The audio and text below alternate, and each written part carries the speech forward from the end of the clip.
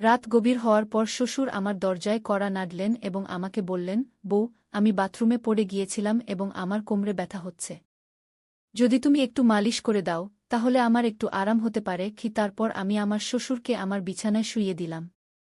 এরপর যা ঘটেছে তা আপনি কল্পনাও করতে পারবেন না, কারণ এরপর আমার জীবন সম্পূর্ণভাবে ভেঙে পড়েছিল। হ্যালো বন্ধুরা, আজকের এই অদ্ভুত গল্পে আপনাদের সবাইকে স্বাগতম। বিয়ের ৫ মাস পরেই আমার স্বামী হঠাৎ একটি দুর্ঘটনায় মারা যান। আমার বাবা অনেক কষ্টে আমার বিয়ে দিয়েছিলেন, কিন্তু ৫ মাসের মধ্যেই আমি আবার আমার মায়ের বাড়ির দরজায় ফিরে এলাম। আমার মায়ের বাড়িতে আমার মা ছিলেন না, তাই আমি খুব ভয় পেতাম যে যদি বাবা কিছু বলেন, তাহলে আমি কার কোলে মুখ লুকাব। সেখানে আমার সৎমা ছিলেন, তাই ভয় আরও বেশি ছিল। তারপর হঠাৎ একদিন আমার শ্বশুর আমাদের বাড়িতে এলেন এবং আমার বাবাকে বললেন যে তিনি আমাকে আবার তার বাড়িতে নিয়ে যেতে চান। আমার সৎমা সঙ্গে সঙ্গে হ্যাঁ বলে দিলেন, কিন্তু আমার বাবা বললেন, এখন আপনার ছেলে নেই, তাহলে আপনি আমার মেয়েকে কেন নিয়ে যেতে চান? এতে আমার সৎমা বাবার সঙ্গে তর্ক শুরু করে বললেন, এতে এত ভাবার কি আছে? তিনি বলছেন তাকে নিয়ে যেতে চান, তাহলে নিয়ে যেতে দিন। সে তাদের বাড়ির বউ। ছেলে মারা গেছে তো কি হয়েছে? সে তার শ্বশুর বাড়ি যেতে পারে গু। মায়ের এই ঝগড়ার পর বাবা কিছু না জিজ্ঞাসা করে বললেন, যদি আমার মেয়ে সেখানে সুখে থাকে, তাহলে একজন বাবা হিসেবে আমি খুশি হব। আপনি তাকে নিয়ে যান। তারপর আমার শ্বশুর আমাকে বললেন, চলো, কাপড় চোপড় নিয়ে আসো। আমি আমার সৎমার সব অত্যাচার সহ্য করে আমার শ্বশুরের বাড়ি যাওয়ার সিদ্ধান্ত নিলাম। সেখানে পৌঁছে আমি আমার রুমে কাপড় বদলাচ্ছিলাম, তখনই আমার শ্বশুর এলেন এবং বললেন, বউ, ১ কাপ চা বানিয়ে দাও। আমি দ্রুত রান্নাঘরে গিয়ে চা বানালাম। চা পান করতে করতে তিনি বললেন, তুমি কি জানো, এই বাড়িতে আমি একেবারে একা। আমার ছেলে ছিল একমাত্র সন্তান, আর তোমার শাশুড়িও মারা গেছেন। তাই আমি তোমাকে এখানে নিয়ে এসেছি, যাতে আমার মনে হয় আমি এখানে একা নই। গিয়ে আমি বললাম, বাবা, আপনি একেবারে চিন্তা করবেন না। আমি তো আপনার মেয়ের মতো। সবসময় আপনার সঙ্গে থাকব। তারপর আমার শ্বশুর বললেন, আমি জানি তুমি আমার সঙ্গে থাকবে, কারণ তোমার সৎমা তোমাকে মায়ের বাড়িতে কখনো শান্তিতে থাকতে দেবে না। এইভাবে কিছু দিন কেটে গেল। ৬ মাস পর এক রাতে আমি আমার রুমে ঘুমাচ্ছিলাম, তখন দরজায় কড়া নাড়া শুনলাম। আমি বুঝে গেলাম যে এটা আমার শ্বশুরই হবেন, কারণ এই বাড়িতে আমার এবং বাবা ছাড়া আর কেউ নেই।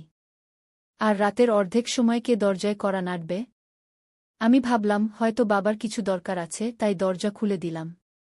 দরজা খুলতেই আমার শ্বশুর আমাকে ধরে ফেললেন এবং বললেন, বউ, আমি বাথরুমে পড়ে গিয়েছিলাম। আমার খুব ব্যথা হচ্ছে। যদি তুমি একটু মালিশ করে দাও, তাহলে আমার একটু আরাম হতে পারে। তারপর আমি আমার বাবাকে আমার বিছানায় শুইয়ে দিলাম। কিন্তু আমি তার রুম থেকে তেল আনতে ভুলে গেলাম। এখন আমার মনে হচ্ছে আমার স্বামী কম বয়সেই আমার সঙ্গে বিয়ে করেছিল এবং আবার এই কম বয়সেই এই দুনিয়া থেকে চলে গেছে। এইসব ভাবতে ভাবতে আমি আমার শ্বশুরের মালিশ করছিলাম এবং দেখছিলাম যে তিনি আমাকে অদ্ভুতভাবে তাকিয়ে আছেন, যা আমাকে আরও ভয় পাইয়ে দিচ্ছিল। তখন আমি বললাম, শ্বশুরজি, কি হয়েছে? আপনার কোনো জায়গায় বেশি আঘাত লেগেছে? ডাক্তার ডাকব? এতে শ্বশুরজি বললেন, না বউ, তুমি শুধু মালিশ করে দাও। এতেই আমার আরাম হচ্ছে। তার অদ্ভুত কথা শুনে আমি আরও অস্বস্তি বোধ করতে লাগলাম। তারপর আমি বললাম, শ্বশুরজি, আপনি এখানেই শুয়ে থাকুন। কোমরে ব্যথা নিয়ে আপনি আপনার রুমে কিভাবে যাবেন? আমি আপনার রুমে গিয়ে ঘুমিয়ে যাই। আমার কথা শুনে আমার শ্বশুর বললেন, বউ, এই অবস্থায় তুমি আমাকে একা ফেলে চলে যাবে? যদি রাতে আমার বাথরুমে যেতে হয়, তাহলে আমি একা কিভাবে যাব? এ থেকে ভালো যে তুমি এখানেই ঘুমিয়ে পড়ো। কিছু সময় পর আমার শ্বশুর উঠে আমার কাছে এলেন এবং বললেন, বউ, আমি তোমাকে কিছু বলতে চাই। যদি তুমি আমার কথা মানো, তাহলেই আমি বলব। তার এই কথা শুনে আমার মন অস্থির হয়ে গেল। আমি চিন্তিত হয়ে বললাম, শ্বশুরজি, আপনি কি বলতে চান? আমার শ্বশুর একটু হেসে বললেন, আজকের রাত আমি তোমার সঙ্গে কাটাতে চাই, কারণ একা একা এখন ভালো লাগে না। আমার ছেলে মারা যাওয়ার পর আমি ভেবেছিলাম আবার বিয়ে করব, কিন্তু তারপর ভেবেছি যে তোমার সৎমা তোমাকে সেই বাড়িতে কখনো শান্তিতে থাকতে দেবে না। তাই আমি তোমাকে এই বাড়িতে নিয়ে এসেছি। তার এই কথা শুনে আমি খুব অস্বস্তি বোধ করলাম, কিন্তু তার কথা প্রতিবাদ করার সাহস পেলাম না। আমি আমার রুমের সোফায় শুয়ে পড়লাম। আমার ঘুম আসছিল না। আমি খুব ভয় পেয়েছিলাম। শ্বশুর বললেন, বউ, মনে হচ্ছে আমি তোমার সাথে কিছু ভুল করিনি। আমি চাই তুমি আমার সাথে বিয়ে করো, যাতে কেউ কিছু বলতে না পারে। তখন আমি হতভম্ব হয়ে বললাম, শ্বশুরজি, আপনি কি বলছেন? আপনি আমার শ্বশুর, আর শ্বশুরের সাথে কিভাবে বিয়ে হতে পারে? আমার শ্বশুর বললেন, দেখো বউ, আমি মানি যে একসময় আমি তোমার শ্বশুর ছিলাম। কিন্তু তোমার স্বামীর মৃত্যুর এখন 6 মাস হয়ে গেছে। এখন আমাদের মধ্যে এমন কোনো সম্পর্ক নেই। আমি একা, তুমিও একা। আমরা একে অপরের সঙ্গ দিতে পারি। তার এই কথা শুনে আমার মন বিচলিত হয়ে গেল। আমি কিছু বলতে পারলাম না। একদিকে ছিল সৎমায়ের অত্যাচার, অন্যদিকে শ্বশুরের অদ্ভুত আচরণ।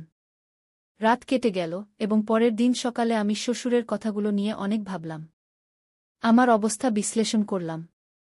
শ্বশুরের প্রস্তাব আমার কাছে অসম্ভব মনে হচ্ছিল, কিন্তু বাস্তবতা আমাকে কিছু সিদ্ধান্ত নিতে বাধ্য করছিল। তখন আমি ভাবলাম, আমি আমার বাবাকে গিয়ে বলব। কিন্তু এই সব কথা নিজের বাবার সাথে বলার সাহস আমার হলো না, কারণ আমি জানতাম বাবার সাথে কথা বলার পর আমার জীবনে নতুন সমস্যা আসতে পারে। তাই আমি তার কাছে যাইনি। এমনই একদিন সন্ধ্যায় আমার শ্বশুর আবার কথা বলার সুযোগ পেলেন। তিনি বললেন, বউ, আমি তোমার সাথে কিছু ভুল চাইনি। শুধু চাই তুমি আমার জীবনে সুখ আনো। আমি একা থাকতে পারি না। তোমার সাথেই আমার জীবন পূর্ণ হয়। শ্বশুরজির থেকে আবার এই সব কথা শুনে আমি ভিতরে কেঁপে উঠলাম এবং কিছু বলতে পারলাম না। কিছুক্ষণ পর শ্বশুরজি নিজেই বাইরে চলে গেলেন। এমনই করে শ্বশুরবাড়িতে আরও কয়েক মাস কাটানোর পর আমার শ্বশুর এবং আমার মধ্যে একটি অদ্ভুত সম্পর্ক তৈরি হতে লাগল। স্বামীর মৃত্যুর পর আমি ভেবেছিলাম এখন আমি এই দুনিয়ায় একেবারে একা। কিন্তু আমার শ্বশুর আমার প্রতি যে প্রকাশ করেছিলেন তা আমার জীবনকে একটি নতুন দিকে ঘুরিয়ে দিয়েছিল। তার কথাগুলো আমাকে গভীরভাবে নাড়া দিয়েছিল। যখনই আমি ঘুমাতে যেতাম তার কথাগুলো আমাকে অস্থির করত। তিনি বলতেন, আমার সাথে থাকলে তিনি তার একাকিত্ব অনুভব করেন না এবং তিনি চান আমরা দুজনে একটি নতুন জীবন শুরু করি। সেই রাতের কথোপকথনের পর আমি নিজেকে অনেক দ্বিধায় পড়ে পেলাম। মনে অনেক প্রশ্ন উঠছিল, এটা কি ঠিক? এটা কি সমাজের নিয়মের বিরুদ্ধে যাবে না? কিন্তু কোথাও না কোথাও আমার মনে এই কথাও ছিল যে হয়তো আমার শ্বশুর সত্যিই একাকিত্বের সাথে লড়াই করছেন। অনেক ভেবেচিন্তে আমি তার সাথে কথা বলার সিদ্ধান্ত নিলাম। এক রাতে যখন বাড়ির আশেপাশের সবাই ঘুমিয়ে পড়েছিল, আমি শ্বশুরের ঘরের দরজায় টোকা দিলাম। তিনি দরজা খুলে আমাকে দেখে একটু আশ্চর্য হলেন। আমি ভিতরে গিয়ে বললাম, শ্বশুরজি, আমি আপনার সাথে কিছু গুরুত্বপূর্ণ কথা বলতে চাই। তিনি আমাকে বসতে ইশারা করলেন এবং গম্ভীরভাবে বললেন, কি হয়েছে বউ? তুমি এত রাতে কেন এসেছ? আমি একটু সাহস জোগাড় করে বললাম, শ্বশুরজি, আমি আপনার প্রস্তাব নিয়ে অনেক ভেবেছি। আমি বুঝতে পারছি আপনি একাকিত্বের সাথে লড়াই করছেন এবং একজন সঙ্গীর প্রয়োজন অনুভব করছেন। কিন্তু এই সম্পর্কের জন্য একটি শর্ত আছে, আমাদের মধ্যে সবসময় সম্মান এবং ভালোবাসার সম্পর্ক থাকবে।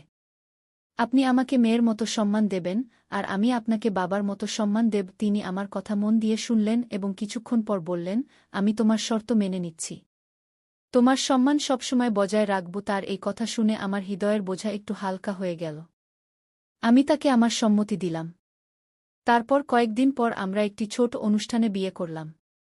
এই বিয়ে সমাজের চোখে অস্বাভাবিক ছিল, কিন্তু আমরা আমাদের অবস্থা মেনে নিয়েছিলাম।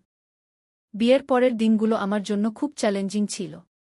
গ্রামে মানুষ কথা বলতে শুরু করল।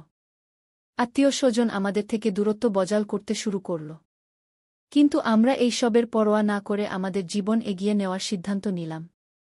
আমাদের সম্পর্কে ধীরে ধীরে ভালোবাসা এবং বোঝাপড়া বাড়তে লাগল।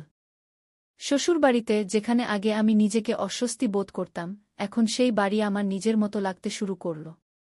শ্বশুর আমার জন্য সব সম্ভব চেষ্টা করতেন যাতে আমি সুখে থাকি। তিনি আমার ছোটবড় সব প্রয়োজন মেটাতেন এবং সব ইচ্ছা পূরণ করতেন। তিনি প্রতিদিন আমার জন্য কিছু না কিছু বিশেষ করার চেষ্টা করতেন, কখনো আমার পছন্দের খাবার আনতেন, কখনো আমার জন্য নতুন শাড়ি কিনতেন। ধীরে ধীরে আমিও তার প্রতি এক ভিন্ন ধরনের সম্মান বোধ করতে শুরু করলাম। আমরা দুজনে মিলে একটি নতুন জীবন শুরু করলাম। শ্বশুর এখন আমার জীবনের একটি অবিচ্ছেদ্য অংশ হয়ে গেছেন। আমাদের মধ্যে সম্পর্ক এখন শুধু শ্বশুর বুয়ের নয়, বরং দুটি হৃদয়ের একটি শক্ত বন্ধনে পরিণত হয়েছে। তিনি আমাকে সবসময় সাহায্য করতেন, যখনই আমার তার প্রয়োজন হতো। তারা আমাকে আবার হাসতে শিখিয়েছিল, জীবনকে নতুন দৃষ্টিকোণ থেকে দেখতে শিখিয়েছিল। বিয়ের কয়েক মাস পর আমি অনুভব করলাম যে আমাদের মধ্যে এই নতুন সম্পর্ক আমাকে একটি নতুন দিক দিচ্ছে। আমরা একসাথে অনেক কঠিন পরিস্থিতির মুখোমুখি হয়েছি এবং প্রতিবার একে অপরের পাশে দাঁড়িয়েছি। শ্বশুরের সাথে আমার এই নতুন সম্পর্ক আমাকে জীবনের অনেক নতুন দিক দেখিয়েছে। তারা আমাকে এই অনুভূতি দিয়েছে যে জীবনে যদি সঙ্গী সঠিক হয়, তবে কোনো সমস্যাই এত বড় নয় যে তা অতিক্রম করা যায় না। সমাজের দৃষ্টিতে আমরা অনেক কিছু সহ্য করেছি, কিন্তু আমরা কখনো আমাদের সিদ্ধান্তে আফসোস করিনি। আমাদের সম্পর্কে ধীরে ধীরে এক নতুন ধরনের ভালোবাসা ও সম্মান জন্ম নিতে শুরু করেছিল। তাদের সাথে কাটানো প্রতিটি মুহূর্ত আমাকে কিছু নতুন শিখিয়েছে এবং আমি উপলব্ধি করেছি যে কখনো কখনো জীবন আমাদের এমন মুহূর্তে নিয়ে আসে যেখানে আমাদের সিদ্ধান্তগুলি পুনর্বিবেচনা করতে হয়। আজ আমি আমার শ্বশুরের সাথে একটি নতুন জীবন যাপন করছি। আমাদের মধ্যে ভালোবাসা ও সম্মান আগের চেয়েও আরও শক্তিশালী হয়ে উঠেছে। তিনি আমার জীবনের সবচেয়ে গুরুত্বপূর্ণ ব্যক্তিতে পরিণত হয়েছেন। তাদের সাথে কাটানো প্রতিটি মুহূর্ত আমাকে শিখিয়েছে যে জীবনে যতই সমস্যা আসুক না কেন, যদি আমাদের সঠিক সঙ্গী থাকে তবে আমরা প্রতিটি সমস্যার মুখোমুখি হতে পারি। এইভাবে আমাদের মধ্যে সম্পর্ক ধীরে ধীরে আরও গভীর হতে থাকে। তাদের সাথে কাটানো প্রতিটি মুহূর্ত আমাকে শিখিয়েছে কিভাবে জীবনকে নতুন করে বাঁচতে হয়। আমরা একসাথে আমাদের জীবনের প্রতিটি চ্যালেঞ্জের মুখোমুখি হয়েছি এবং প্রতিবার জয়লাভ করেছি। এখন আমাদের মধ্যে এই নতুন সম্পর্ক আমাকে একটি নতুন জীবনের স্বপ্ন দেখাতে শুরু করেছে। তাই বন্ধুরা, এটা ছিল আমাদের আজকের ছোট্ট গল্প। আপনি এই গল্পটি কেমন লাগলো তা কমেন্ট করে অবশ্যই জানাবেন। যদি গল্পটি আপনার ভালো লেগে থাকে তবে এটি লাইক করুন এবং আপনার বন্ধুদের সাথে শেয়ার করুন। ভবিষ্যতে এমনই রোমাঞ্চকর গল্পের জন্য আমাদের চ্যানেল সাবস্ক্রাইব করুন এবং বেল আইকন টিপতে ভুলবেন না, যাতে আপনি আমাদের কোনো গল্প মিস না করেন। ধন্যবাদ।